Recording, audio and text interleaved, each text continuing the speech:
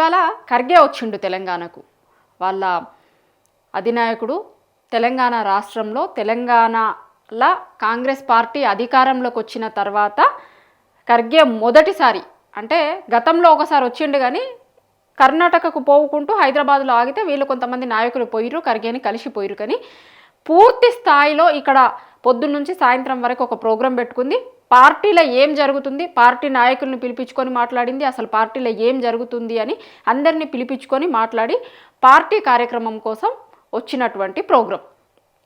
So గతంలో ఈయన తెలంగాణకు వచ్చినప్పుడు, అంతకుముందు తెలంగాణలో కాంగ్రెస్ పార్టీ అధికారంలోకి వస్తే మేము మార్పు తీసుకొస్తాం, అవి చేస్తాం ఇవి చేస్తామని ఖర్గేతోని కూడా చాలా హామీలు ఇప్పించారు వీళ్ళు.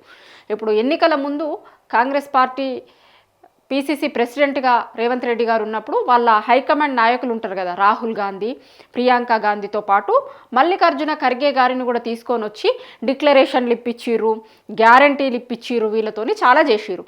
అట్లా ఖర్గే గారు ఏం చేసిర్రంటే గతంలో తెలంగాణకు వచ్చినప్పుడు ఆయన చేవెళ్ళలో డిక్లరేషన్ ఇచ్చిండు, ఆయనతోని చేవెళ్ళలో డిక్లరేషన్ ఇప్పించిర్రు.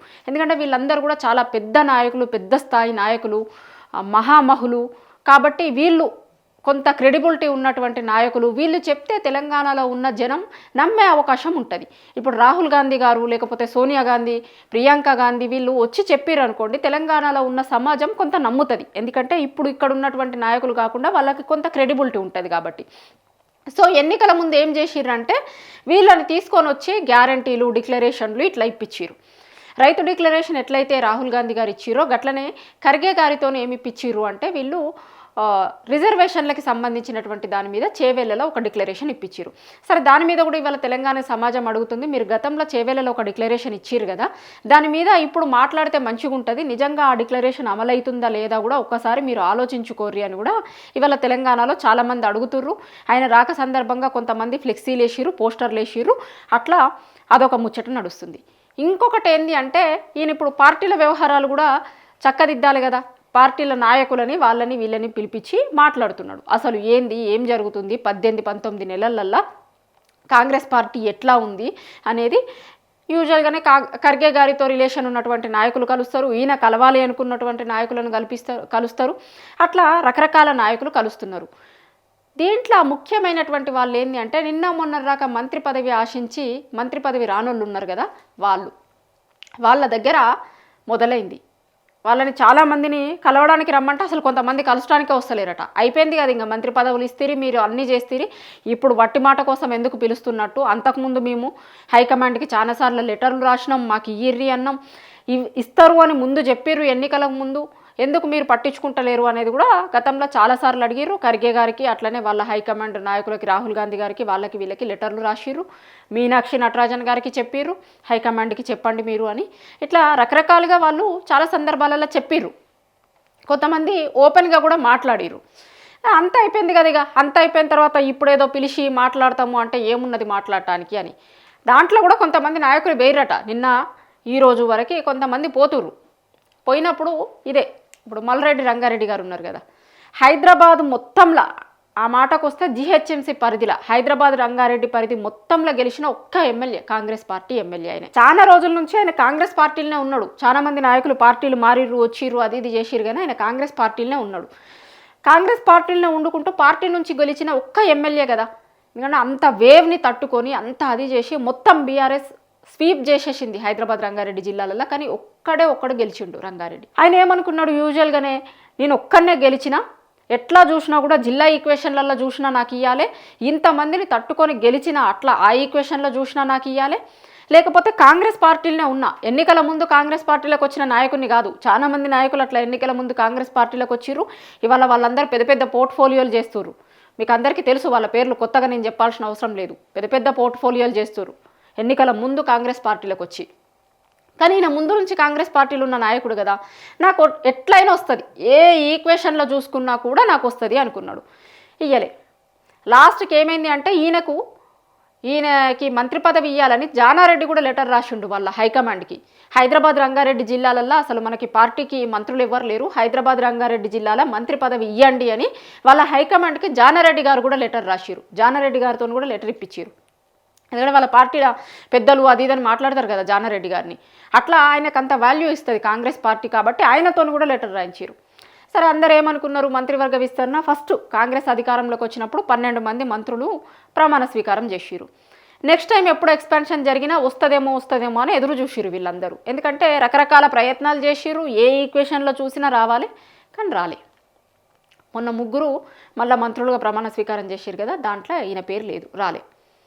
ఆ రోజే మాట్లాడిండు ఆయన, ఓపెన్గానే మాట్లాడిండు. కాంగ్రెస్ నాయకులు ఇంటికి పోయిర్రు, మాట్లాడిర్రు, బుజ్జగించిర్రు, రకరకాల ప్రయత్నాలు చేస్తున్నారు. కానీ ఆయన ఆ రోజు కూడా అన్నాడు నాకు రాకపోతే రిజైన్ చేస్తా అనే చెప్పిండు. ఇవాళ నిన్న మొన్న కూడా ఆయన దాని తర్వాత కూడా మీనాక్షి నటరాజన్ని కలిసినప్పుడు కూడా చెప్తుండట నేను రిజైన్ చేస్తా అని. నిన్న కూడా ఖర్గే గారితో అదే విషయం చెప్పిండు, నేను రిజైన్ చేస్తా, కావాలంటే నా ప్లేస్లో వేరేటోళ్ళని పెట్టుకోర్రి, వాళ్ళని గెలిపించే బాధ్యత కూడా నేను తీసుకుంటా. ఎందుకంటే ఆయనకు ఆ బలం ఉంది, గెలిచిండు కదా ఒక్కడే, ఇంతమంది ఓడిపోయినా కూడా ఒక్కడే గెలిచిండు. అట్లా చేస్తా నేను, కానీ నేను రిజైన్ చేస్తా అన్న లెక్కనే తెగేసి చెప్పిండు ఖర్గేకి అని వినిపిస్తుంది మనకి. తర్వాత బాలునాయక్, లంబాడ సామాజిక వర్గానికి మనము ఇయ్యాలి, మన పార్టీలో స్థానం ఇయ్యాలి, మాకు ఇయ్యిర్రి అని ఆయన చాలా సందర్భాలలో హైకమాండ్కి చెప్పిండు.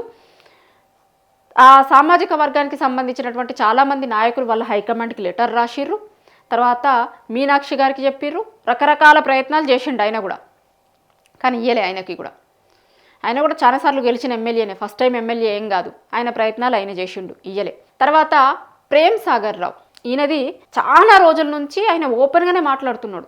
ఇప్పుడు గతంలో బట్టి గారు వాళ్ళ దగ్గర ఒక మీటింగ్కి పోయినప్పుడు, ప్రభుత్వానికి సంబంధించిన మీటింగ్కి పోయినప్పుడు బహిరంగ సభ వేదిక మీద అన్నాడు ఆయన, పార్టీలు మారొచ్చిన నాయకులకు ఇస్తారా, లేకపోతే ఒక్క కుటుంబంలోనే ఇన్ని పదవులు చేసిన వాళ్ళకి కూడా రేపు పొద్దున మంత్రి పదవులు ఇస్తారు, మంత్రులు మేమే అని మాట్లాడుకుంటున్నారు, వాళ్ళకి ఇస్తారా, మాలాంటి వాళ్ళకి ఇవ్వాలి అనేది ఆయన ఓపెన్గానే మాట్లాడిండు. ఆ ఒక్కరోజు కాదు, ఆయన సందర్భం దొరికిన ప్రతిసారి చెప్తూనే వస్తుండు నాకు మంత్రి పదవి ఇవ్వాల్సిందే. ఎందుకంటే వాళ్ళ జిల్లాలో వేరే వాళ్ళకి ఇచ్చిర్రు, వాళ్ళకి ఎట్లా ఇస్తారు? నేను కాంగ్రెస్ పార్టీ అధికారంలో ఉన్నా లేకపోగా కాంగ్రెస్ పార్టీకి సంబంధించినటువంటి భారీ బహిరంగ సభలు కూడా నా నియోజకవర్గంలో పెట్టిన. ఆదిలాబాద్ జిల్లా మొత్తంలో అసలు పార్టీని బతికించిందే నేను అంటుండేనే.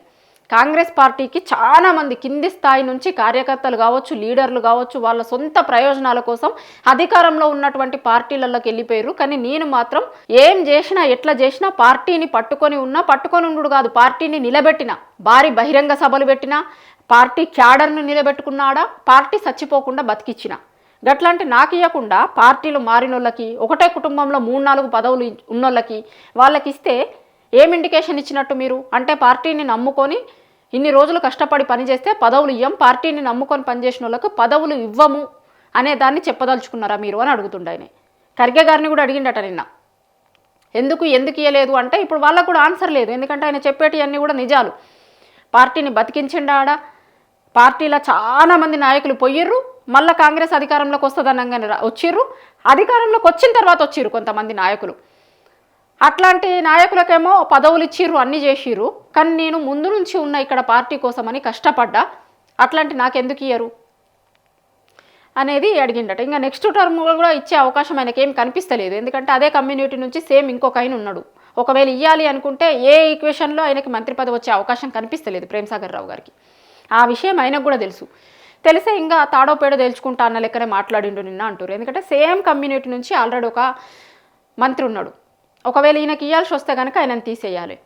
లేదు కమ్యూనిటీ పరంగా కాకుండా జిల్లా ఈక్వేషన్లు ఇస్తాము అనుకుంటే జిల్లా నుంచి కూడా మంత్రి వచ్చిండు. మొన్న ఇచ్చిన దాంట్లో వాళ్ళ జిల్లా నుంచి ఆల్రెడీ ప్రాతినిధ్యం ఉంది కాబట్టి ఆయనను తీసేస్తే తప్ప ఈయనను తీసుకునే అవకాశం లేదు. ఎట్లా చూసినా ఆయనకు వచ్చే అవకాశం కనిపిస్తలేదు. సో నిన్న ఖర్గేని కలిసి అసలు ఏం చేయదలుచుకున్నారు, కాంగ్రెస్ పార్టీని నమ్ముకొని ఉన్నటువంటి నాయకులకి పార్టీలో ఫ్యూచర్ లేదు అనే విషయాన్ని చెప్పదలుచుకున్నారా మీరు? అసలు నేను చాలాసార్లు చెప్పిన, హైకమాండ్ని అడిగిన, మిమ్మల్ని అడిగిన, ఇక్కడికి వచ్చినటువంటి ఇన్ఛార్జీలను అడిగిన, అందరినీ అడిగినా అసలు ఇవ్వకపోవడానికి ఏముంది, ఎందుకోసం ఇవ్వలేదు, నా తరపున నా వైపు ఉన్నటువంటి మిస్టేక్ ఏంది, నేను పార్టీని నిలబెట్టినందుకు నాకు ఇవ్వలేదా, పార్టీ కోసం కష్టపడ్డందుకు ఇవ్వలేదా, లేకపోతే వేరే నాయకులు లెక్క పార్టీలు మారి మళ్ళా పార్టీలకి రానందుకోసం ఇవ్వలేదా, అసలు ఎందుకు ఇస్తలేరు మీరు, నాకు ఎందుకు ఇవ్వలేదు, ఇవ్వకపోగా కనీసం ప్రాపర్గా ఆన్సర్ కూడా చెప్పలేదు మీరు నాకు అనేది ఆయన వైపునున్న వర్షన్. ఇంకొకటి సుదర్శన్ రెడ్డి గారిది, అది చూస్తూనే ఉన్నాం.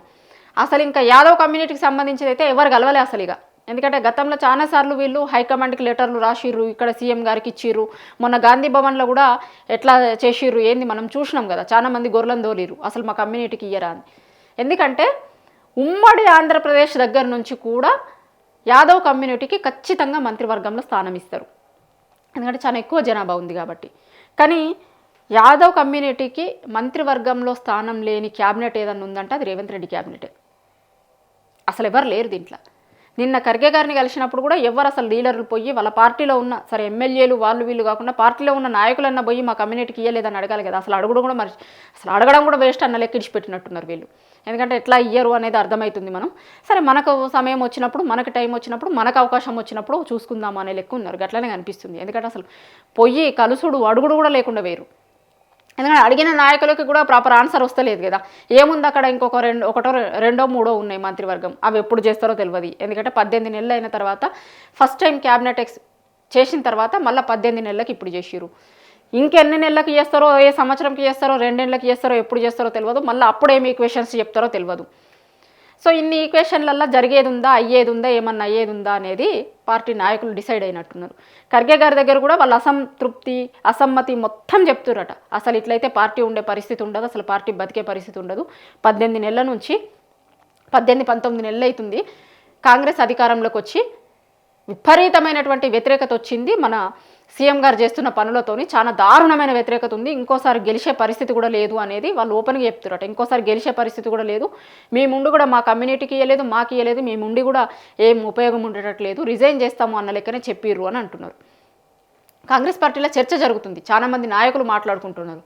అసలు న్యాయం చేయనప్పుడు, మాకు పదవులు రానప్పుడు మేము జనాల దగ్గరికి పోయి ఏం చెప్తాము? వాళ్ళు అడుగుతారు కదా మమ్మల్ని, ఎన్ని రోజుల నుంచి పార్టీలో ఉన్నారు కదా, పార్టీలో ఉన్నందుకు అసలు మీకు ఏం చేసిర్రు ఏంది అని అడిగితే జనాల దగ్గరికి పోయి మేము ఏం సమాధానం చెప్తాం, మా నియోజకవర్గ ప్రజల దగ్గరికి పోయి ఏం సమాధానం చెప్తాం అనేది ఖర్గే గారి దగ్గర మొత్తం వాళ్ళకున్న అసంతృప్తి మొత్తం బయట పెట్టిరట. చాలామంది అసలు రిజైన్ చేస్తాము అన్న లెక్కనే మాట్లాడిర్రు అని కాంగ్రెస్లో చర్చ జరుగుతుంది.